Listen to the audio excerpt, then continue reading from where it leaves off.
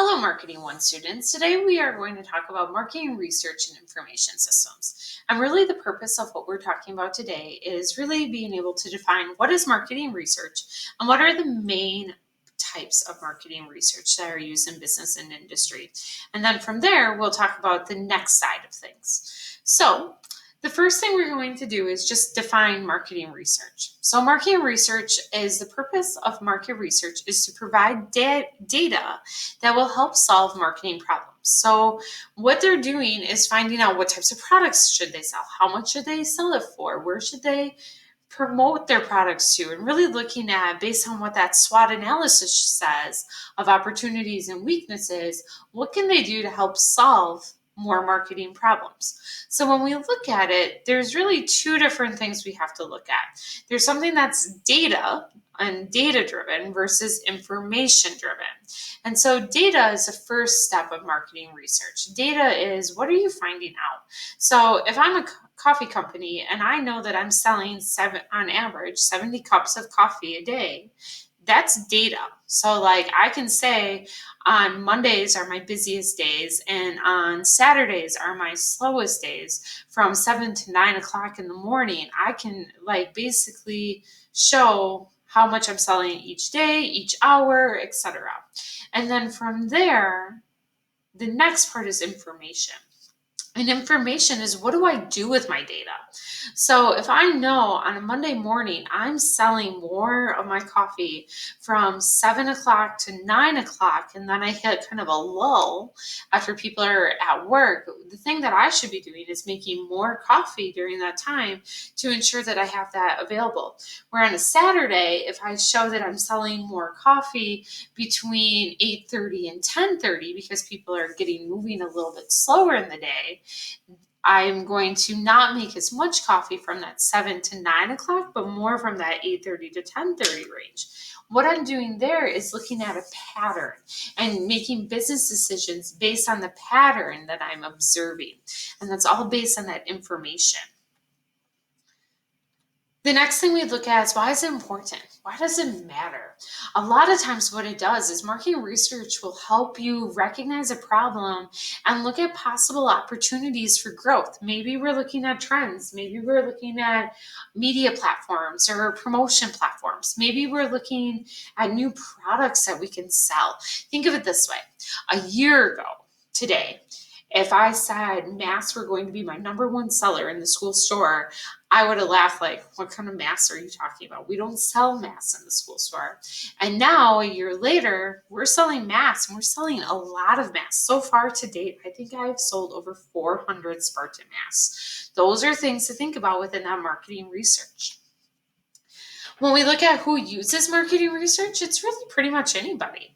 We are looking at our large businesses, our CEOs, our managers, our advertising companies, our employers, our self-employed, really anybody who's looking at the 4 P's of marketing and really trying to determine what can they be doing that's better. The 5 main types of marketing research that we're going to talk about today is attitude research, market research, media research, product research, and observational research. And I'm going to go through what each of those are going to look like for you. And then on Thursday or Friday, depending on what day you have our class, we'll kind of talk a little bit more about how do those interact with each other in a research setting for a business. So the first one is all about attitude research. When we look at attitude research, this is how people feel about certain products, ideas, or companies. Do they really like it? Do they not like it? Does it make their life easier? What do they think about the company as a whole? So really looking at that brand and that reputation is going to be a factor in this attitude research. So it's not so much about like if the product is worth their money or not. It's more based on how they feel about it. The next one we look at is market research, and that will be actually our summative.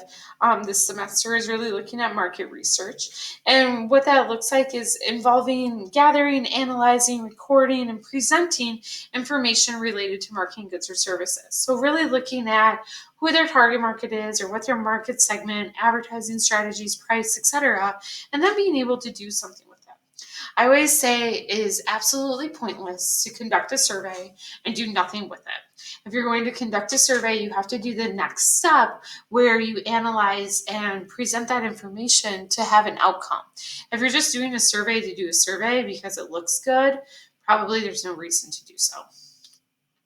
The next one we look at is media research. This is all based on advertising. So this is the focus on the efficiency of media use.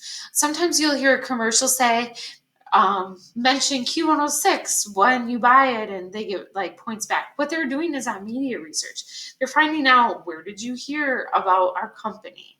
And that's really what they're going through as they look at it. So it's looking at what is effective. Is it commercials on TV or radio? Is it print ads? Is it social media? Like, where are they finding out about it? And then by and large, they'll continue to support the ones that are being better for them. The next one we look at is product research. And this is kind of the one that we kind of think about the most. Like, how satisfied are you with the product or the package design? How satisfied are you with the quality of it? So people will typically send this, especially right after they purchase it or purchase a new product. They'll ask you, hey, how's it going? Do you have any issues, etc.? That's all going to be part of this product research. So do you like it? Do you not like it? Should you change it, etc. My mom actually is a tester for a kitchen product. So she gets like 5 kitchen products sent to her every couple of months or so. And she actually writes reviews based on how well or what the kitchen products were, if she likes them or not. And sometimes she just gives them to me and makes me use them, which is fine. But that's exactly what they're doing, is they're looking at this product research. So it's kind of like a small focus group of what is working and what is not based on what those products or packages are. And then the last one we look at is observational research. And observational research is when we watch something or someone use a product. So sometimes we have these like secret shoppers that look at how long you're in the store, what you look at, what products you go through, etc. But by and large, we're looking at these focus groups. And these focus groups are going to be people who we literally watch use the product and watch their faces, watch how they interact with the product, what they're doing with it. Maybe it's even a package design of how it gets opened and put together. Those are all things that I kind of think about within that observational research.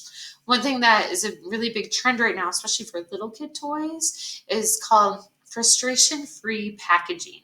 And basically what that means is everything comes ready. I don't have to try to take it out of the box. Batteries are included. The setup's all done. Because I think of like a holiday where you get, or even a birthday, where you give a kid a present. And if you don't have batteries, that present's not going to work. And that's going to be a total bummer for whatever that kid's birthday is going to be. Those are all parts of things that sometimes are observed in an observational research, are those like little things a lot of times. So looking at that buying and consumption side of things is going to be part of that observational research. From there, that's really it when it comes to the 5 types of research. So for our next class, I want you to be able and ready to talk about these 5 types of research, and then we're actually going to do some of it for our next class together. So have a lovely day. I hope you enjoyed our notes today, and I try to keep them short and sweet. So see you later.